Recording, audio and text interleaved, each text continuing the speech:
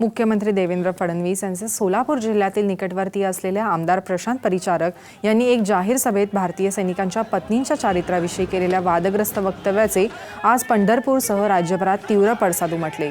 त्यांच्या या वक्तव्याचा सर्व स्तरातून निषेध केला जातोय। आज सकाळी पंढरपुरात संभाजी ब्रिगेडच्या वतीनं आमदार परिचारकांच्या प्रतिकात्मक पुतळ्याला जोडे मारो आंदोलन करून निषेध व्यक्त केला।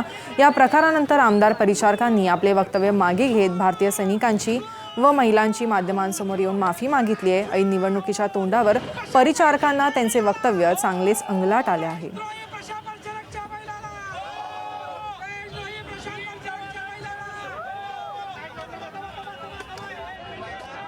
काल एका जाहीर सभेमध्ये भाषण करत असताना कामाच्या श्रेयावरून काही उदाहरणं देत असताना त्या ठिकाणी चुकून त्या उदाहरणामध्ये सैनिक त्यांच्या कुटुंबियाचा उल्लेख केला गेला।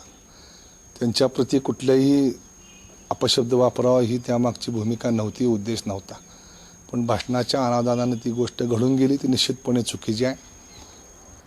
त्याच्याबद्दल मी सैनिक, त्यांचे कुटुंबीय, देशाच्या प्रती निश्चितपणे या ठिकाणी आदरभाव व्यक्त करतो आणि ह्या वक्तव्याबद्दल जाहीरपणे दिलगिरी व्यक्त करतो, माफी व्यक्त करतो। भविष्यकाळामध्ये अशा प्रकारचे वक्तव्य होणार नाही। पण गेली 30-40 वर्षे आपण आमच्या कुटुंबाला ओळखता। आमच्या कुटुंबियांनी या सैनिक या घटकाचा सन्मान करण्याचीच भूमिका आजपर्यंत घेतली। इथनंही पुढच्या काळामध्ये तीच भूमिका घेतली जाईल। पण तरीसुद्धा सैनिक, कुटुंबीय, महिला यांच्याबद्दल जर काही अवमान यातून घडला असेल त्याबद्दल सगळ्यांनी जाहीरपणे माफी मागतो, माफी करावी अशी विनंती करतो।